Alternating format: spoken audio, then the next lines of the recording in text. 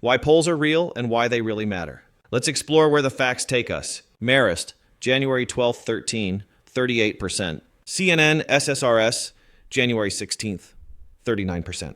AP Norc, January 8th, 11, 40%. Economist YouGov, January 9th, 12, 40%. Emerson College, January 2026, 41%. Reuters, Ipsos, January 24th, 26, 42%. When I shared these poll numbers earlier today, I made the mistake of including Rasmussen. The first response I got called that out. And fair enough, Rasmussen has earned its reputation. Here's what makes a poll biased. Rasmussen uses automated phone calls that only reach landlines, which skews older. They weight their samples in ways that consistently produce results more favorable to Republicans than actual election outcomes. In 2018, Rasmussen predicted Republicans would win the generic ballot by 1 point. Democrats won by nearly 9, a miss of 10 percentage points, the largest error among major pollsters that cycle. In 2024, 538 dropped Rasmussen from its polling averages entirely, citing failure to meet methodological standards. We know all this because we can check. Every major pollster releases a final survey before Election Day, and then we get the real numbers. Over years and cycles, Rasmussen misses in the same direction by roughly the same margin every time. When a thermometer always reads high, you stop trusting the thermometer. So yes, throw Rasmussen out. I shouldn't have included it. But here's what caught my attention. The reaction wasn't good point about Rasmussen. What about the others? The reaction was, Rasmussen is trash, so I don't believe any of them. And I understand that impulse. I feel it too. These numbers are miserable. 40% of our neighbors look at children in cages, at pardoned war criminals, at open corruption, and say, more of this, please. That's a hard thing to sit with. But let's slow down because this is where we have to be careful. If we dismiss evidence because we don't like what it tells us, we become the thing we criticize. Let me explain how the legitimate polls actually work, because if we can't explain why we trust something, we're not trusting it, we're taking it on faith. And faith is their game, not ours. Imagine you have a jar filled with 330 million jelly beans, some red and some blue, and you want to know the ratio without counting every single one. You could grab a handful and look at what you've got, but if you only grab from the top, you might get a bad read. Maybe the red settled to the bottom. So you shake the jar first. You reach in blind. You pull from different depths. You do this 1,000 times. That's random sampling. The key word is random. Every jelly bean has to have an equal chance of getting picked, or the handful you pull won't reflect the jar. Now here's where it gets interesting. 1,000 jelly beans, properly sampled from a jar of 330 million, will tell you the true ratio within about 3 percentage points, 19 times out of 20. That mathematical relationship holds whether you're polling a county or a country. The jar can be almost any size. What matters is the randomness of your sampling and the size of your handful. Pollsters like Pew, Gallup, and the AP Norc Center at the University of Chicago build their entire methodology around protecting that randomness.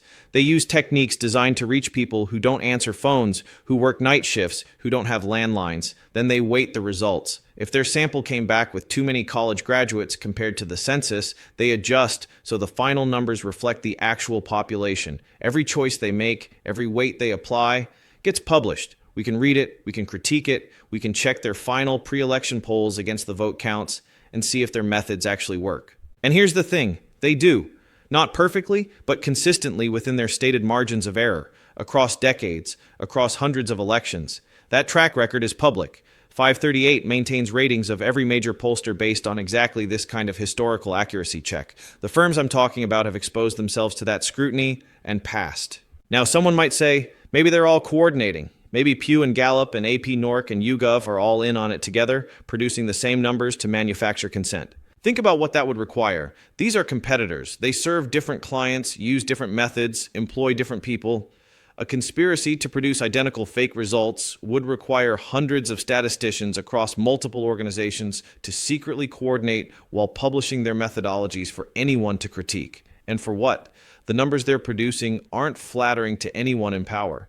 They're telling us the country is split almost in half on the most basic questions of decency. That's not propaganda. Propaganda would look much better. When 6 independent organizations using different methods land on the same ugly number, the simplest explanation is that they're measuring the same reality. So why does it feel wrong?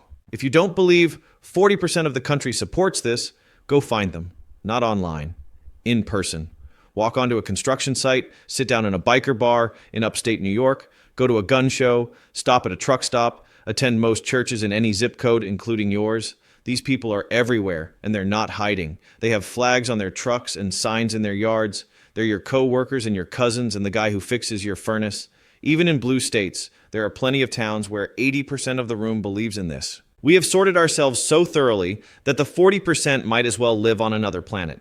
We might work with them, but we don't talk politics. We don't drink with them. We don't hear them. And because we rarely encounter their views directly, their existence starts to feel like a lie. The polls aren't broken. Our experience of the country is just incomplete. We're looking at our handful of jelly beans and assuming the whole jar matches. I know this is uncomfortable. It would be comforting to believe that the country has turned a corner, that the support for this regime is a mirage manufactured by bad actors with bad methods.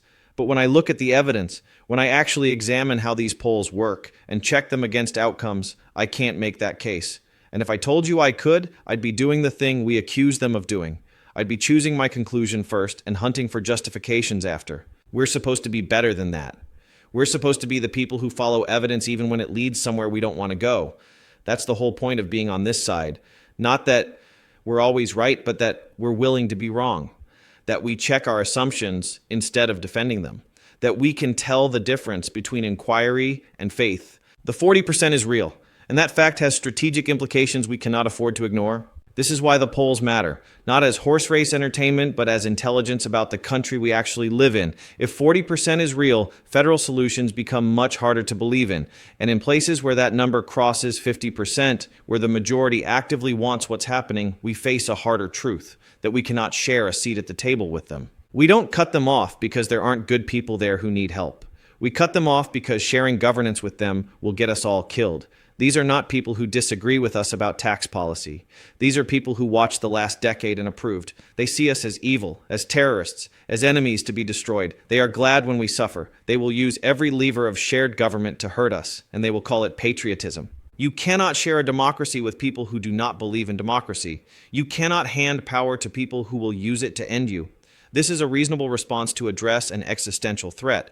40% of the country has gleefully handed over our nation to a transnational criminal organization that aims to ensure we never have another free and fair election. For information on how to fight back, check out the intro to Soft Secession and Oppositional Federalism booklets at theexistentialistrepublic.com and free versions of everything at the shop on buymeacoffee.com/THEER.